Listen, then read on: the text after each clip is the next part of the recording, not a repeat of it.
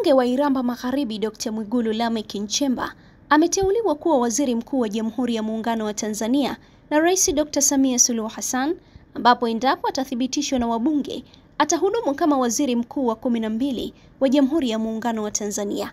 Jina la Mwigulu Nchemba litapigiwa kura na wabunge ili kuthibitisha uteuzi wake, na endapo wabunge watamthibitisha kwa kura za ndio, zoezi la kuunda serikali litaanza rasmi. Haya yanajiri baada ya uchaguzi mkuu wa Oktoba 29 nchini Tanzania uliopelekea Mheshimiwa Dr. Samia Suluhu Hassan kuibuka kidedea kwa asilimia 98 ya kura zilizopigwa na kutangazwa na kuapishwa rasmi kuwa rais wa awamu ya 6 wa Jamhuri ya Muungano wa Tanzania.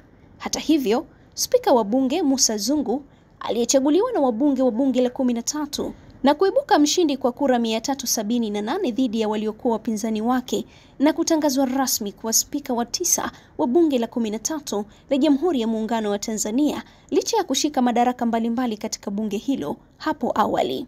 Je, unadhani ni nani atachaguliwa sasa kushika nafasi ya naibu spika? Na ikumbukwe, Mheshimiwa Rais Dr. Samia Suluhu Hassan na Amiri Jeshi Mkuu atahutubia wabunge wapya Ijumaa ya Novemba 14, 2025. Dorcas Daniel, Sauti Kuu Habari.